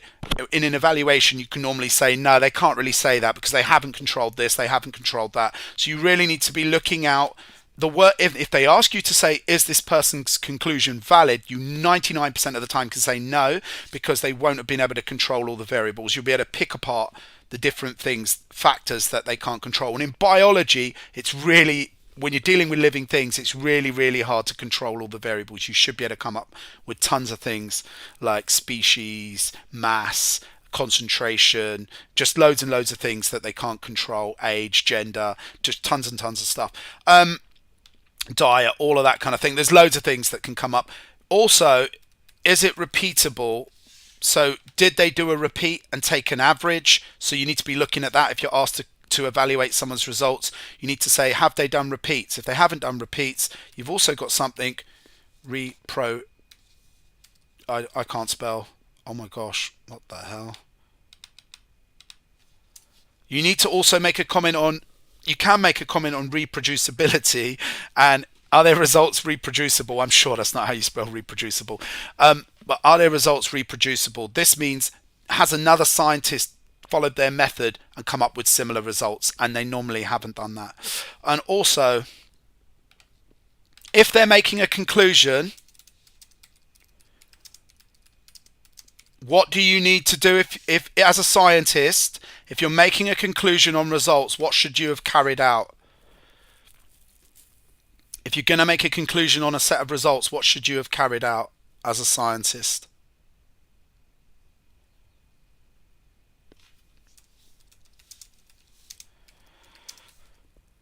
Yeah, have they done stats tests? So these are things. Now, sometimes you won't get the mark for that. Sometimes it's like, oh, don't give them a mark for stats test, but you're not going to lose a mark for saying, oh, they didn't do a statistical test. Okay, so to back up their conclusions, so they've got no stats there. And you can spot if someone hasn't got stats. If they've got stats, there'll be p-values, or there'll be like deviation bars on their results. You'll be able to tell if they've done a stats test, so they'll mention it. So really, if you're asked to evaluate, I always find the against things really easy to say. Normally the for, when you're evaluating someone's results, normally the for marks are for saying there's a correlation, like yes, there is a correlation, or yes, there is a difference in the means. And then saying, however, they haven't done a stats test, so we don't know if it's significant. They didn't control this variable or this variable. They haven't done repeats, and that type of thing. They were looking at rats, and the conclusion they made is on humans. You can't make a conclusion on humans if your data is on rats. They were looking at the pressure released by the heart, but they made a conclusion about something else, the size of the lumen of the artery. So what you really need to narrow down is their conclusion linked to their exact data? So if you're looking at the length of a xylem, you can't start waffling about you can't make a conclusion about the mass of a xylem, and you can't start talking about the xylem of all plants. If you've looked at one species of an animal or a plant, you can't make a conclusion based on all plants. You can. It has to be really specific on their data. Their conclusion has to match exactly what their data says. So just watch out for that. What other things I think could potentially come up? Yeah, digestion and absorption have come up twice in the last 5 years. So just remember how your lipids and stuff are digested and things like that, and how the micelles release the fatty acids and the glycerol, and how they can diffuse straight across the membrane. And then if you're talking about your sugars, your glucose and your galactose, they go through a co-transport protein with sodium, and you need to know that mechanism in the ileum of how they cross the epithelial cells. So you need to know that mechanism. And amino acids cross the ileum in the exact same way as glucose and galactose. Fructose goes by facilitated diffusion, whereas glucose and galactose go through a co-transport protein with sodium. Just make sure you know that mechanism. That's come up a couple of times. Do you know your difference between your exopeptidases and your endo?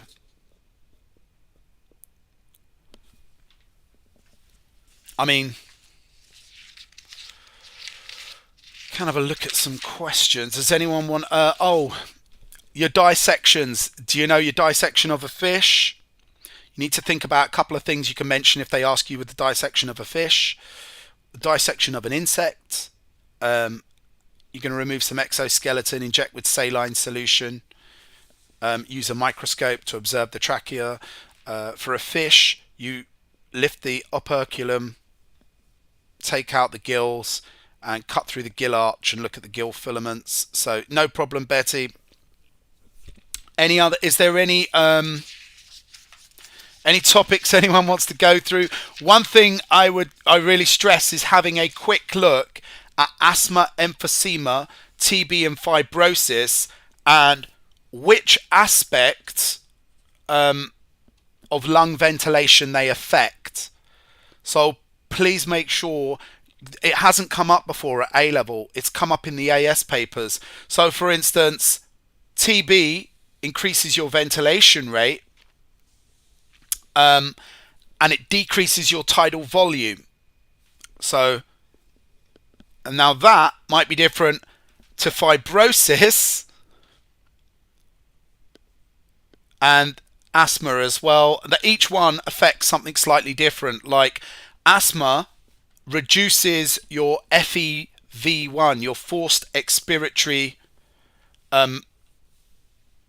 volume. So asthma reduces your forced expiratory volume. So if you're asthmatic, you can't breathe air out as much. But each one affects a different aspect. So I would look that up. That comes up in AS, but just make sure you're on top of that. Anyone got any questions or anything? Anybody want me to go through anything A-level biology wise? Any explanations on anything they need?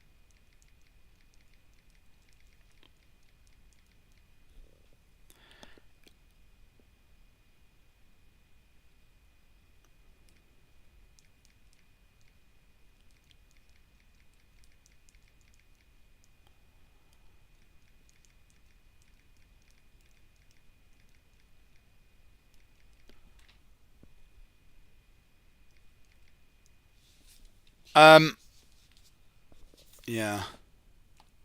Otherwise, I will sign off if no one's got anything they want to go through. Yeah, you can rewatch this later. Protein synthesis, if no one else. Cool. Yeah, I'll go through protein synthesis for you. No problemo.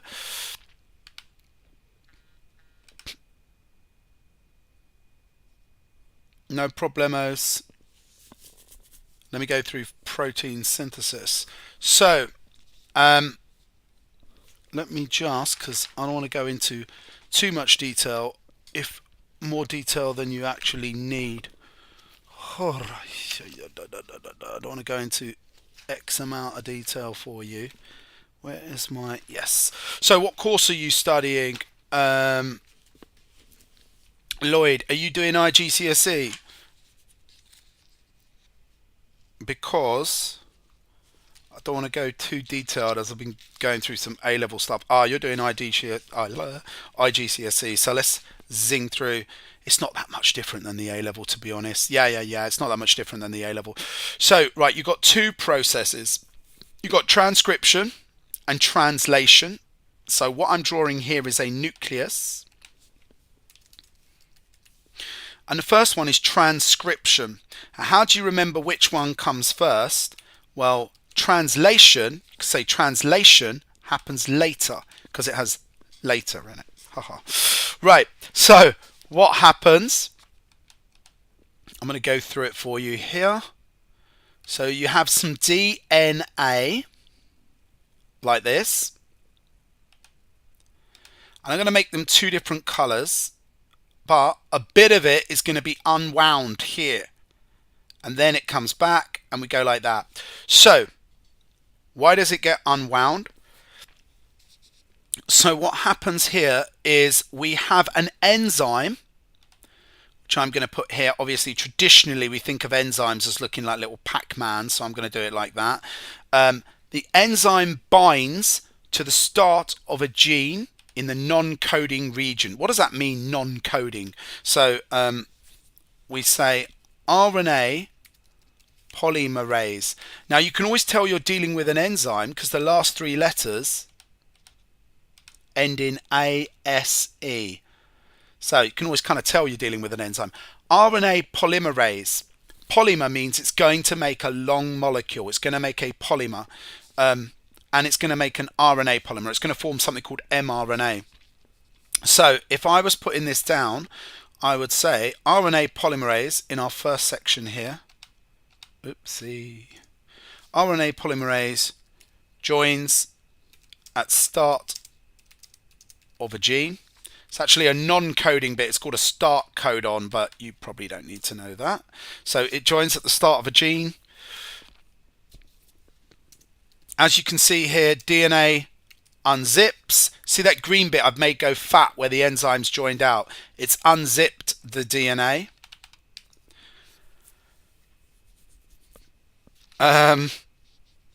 Now, the next thing that happens,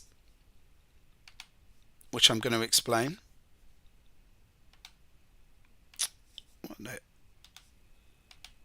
Oh, why is that doing that? Oh, it wants to be mean to me, this stupid thing. Right. RNA polymerase moves down the gene. Now you might be saying to me, what bit is the gene? Well, you can imagine that I'm going to just, let's imagine that this is the start of the gene and this is the end. So it doesn't want to read all of the DNA. Your DNA, one strand, or one chromosome, which contains two wound strands of DNA, might have 1,000 genes on it. Okay. A short section of DNA is called a gene. So this enzyme is just going to read this section of the DNA, okay, and it's going to create a copy of just that section because it wants to make a code for making a specific protein. It doesn't want to copy the whole 1,000 different proteins. It just wants to copy the instruction manual. So like it's like me having this book and I want to send out some photocopies of just the page on protein synthesis. So the RNA polymerase joins at the start of a gene, the DNA unzips, the RNA polymerase moves down the gene,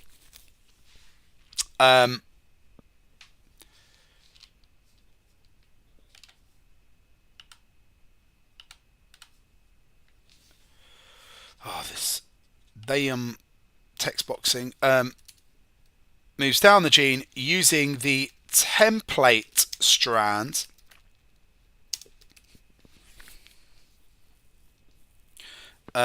to make mRNA.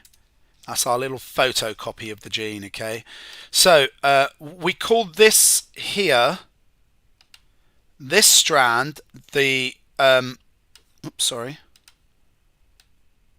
the green one that is actually reading in my diagram, this green strand, that is the template. So it's going to read that one and go, and use that. It's not looking at the red strand. It's just moving down the green one and making a copy of the green section. That's the bit it's interested in. And it using the template strand to make mRNA, and it does this by a process by complementary base pairing, although you can just call it base pairing in IGCSE. So it does something called base pairing. And then, so this is a big fat 5 marker.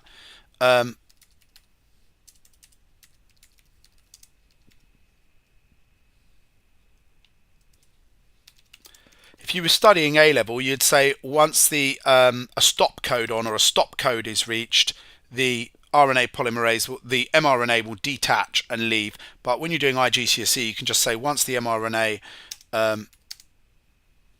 is made, whoops, it leaves the nucleus. And if you were doing A level, you'd say via a nuclear pore, which are the holes in the nucleus, but you don't need to say that. So you can just say it leaves a nucleus and travels to a ribosome. And that's the end of the transcription. So if I was marking that as points, I'd think, well, RNA polymerase joins at the start of a gene, the DNA unzips, the RNA polymerase moves down the gene. Okay, they probably won't have a mark for that, even though that is a point. Using the template strand to make, uses the template strand, which is the green one here, to make the mRNA by complementary base pairing. Once the mRNA is made, it leaves the nucleus and travels to a ribosome. And this is all in transcription. So what we're going to do here is we're going to make our mRNA. So as our little friend here, wherever it is, no, I don't want you. I want this. Why can't I select that? Where's select? What's that? Laser.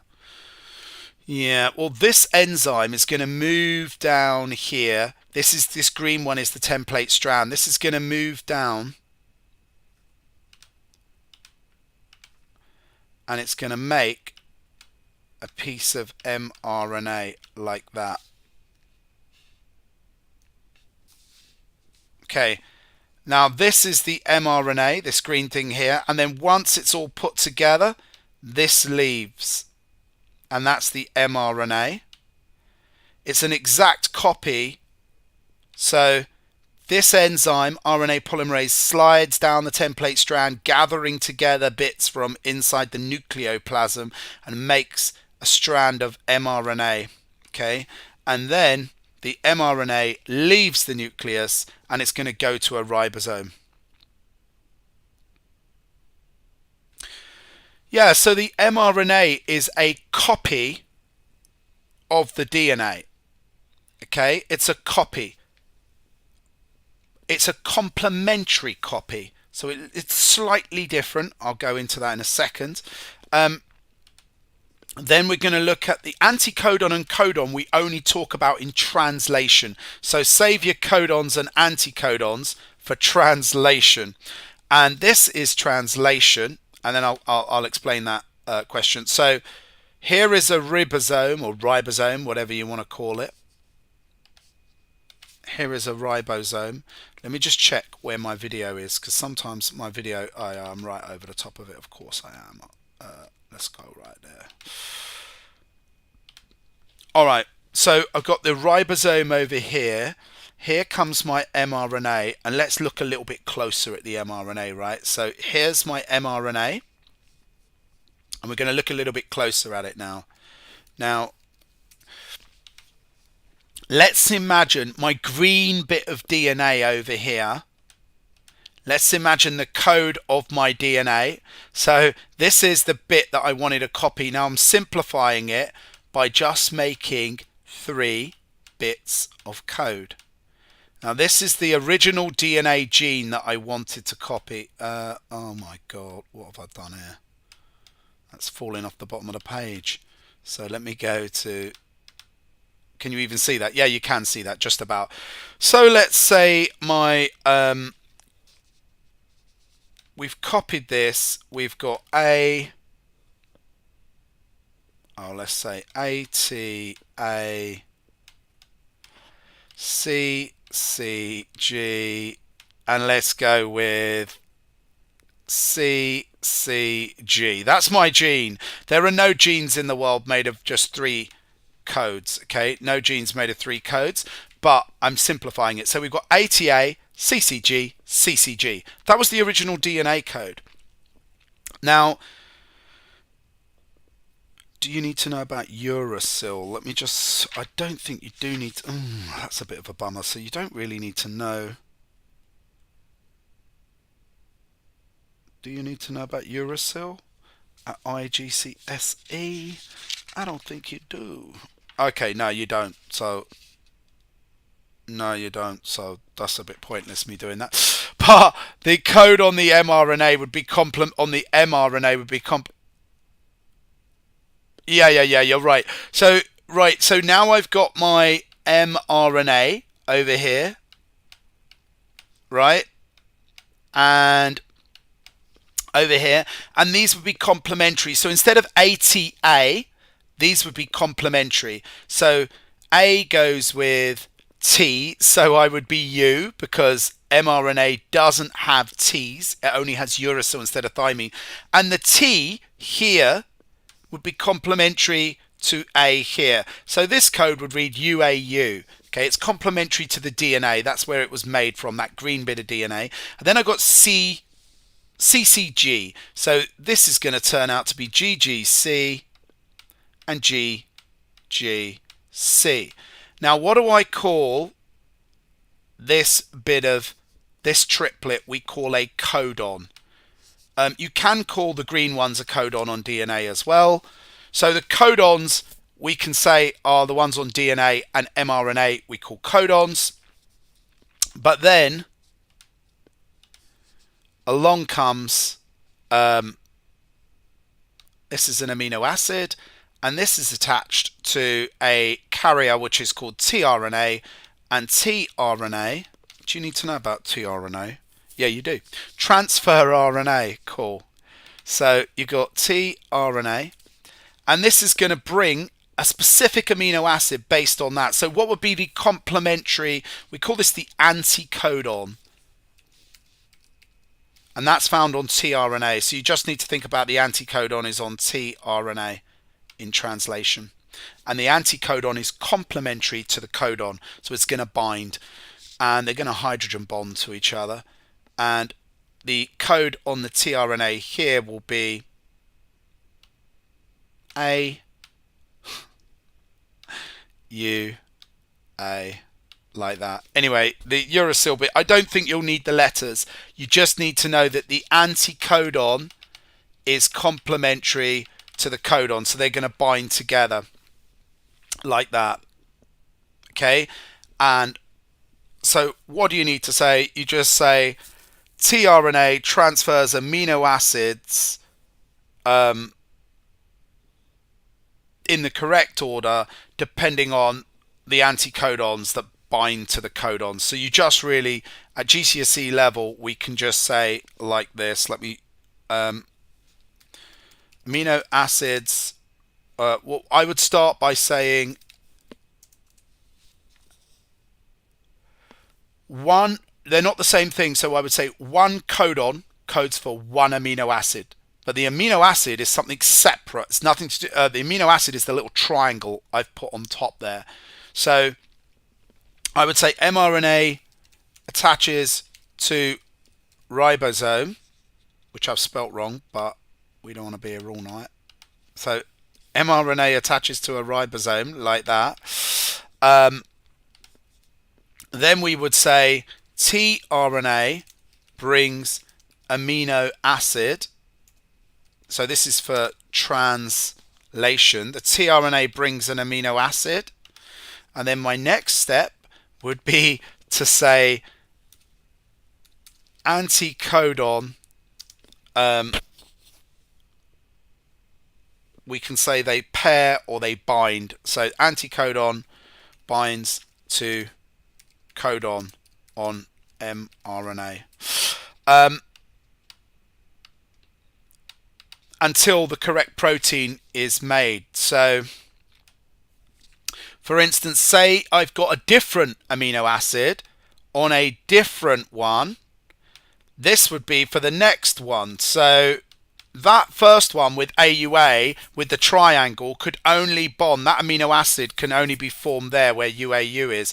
And then this one would be like CCG, and that's carrying another amino acid. So they'll all line up in the sequence. So that's how, you're right, the codons code for a specific sequence of amino acids which make a specific protein. If you get one mutation, one change caused by radiation or vice versa in the code back on the original DNA, then we're going to get a different codon on the mRNA, and it's going to bind to a different anticodon which will be carrying the wrong amino acid, and we will make a different protein, which might mean the active site of the enzyme no longer works, or the antibody no longer attacks the pathogen, or the hormone no longer fits to the target cells. So it can change it all.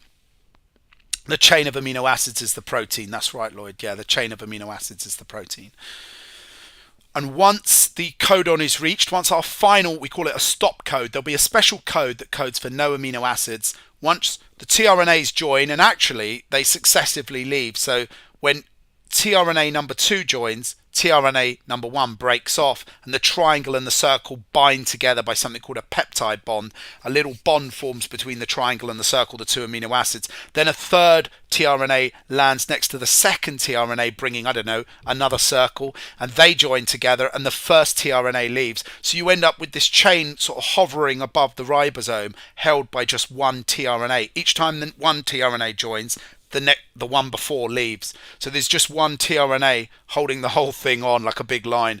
And then eventually it gets to what's called a stop codon, which is a bit of gobbledygook. It doesn't code for any amino acids, and that's when the protein breaks off, which is a long chain of amino acids. And then the protein takes a 3D shape depending on the bonding between the amino acids, but that's all a bit complex. So yeah, so the really thing is transcription happens first, it's in the nucleus. Translation happens outside the nucleus on a ribosome. The anticodon binds to the codon.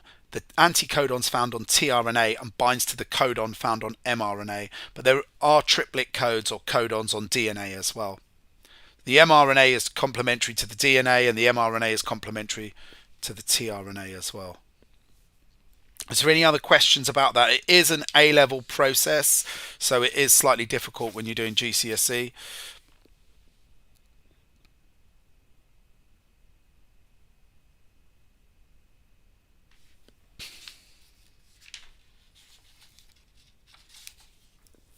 Yeah. I'm going to go to sleep now. Yeah, I'm going to finish up. Today's lesson was a bit rubbish, to be honest with you, because it was just a bit of a last-minute one for the A-level kids. But there wasn't really. Normally, if you've got like a whole load of kids in there, like you get a lot more questions and you can zip through the questions a lot faster. But yeah, so cool. All right, take care, Lloyd.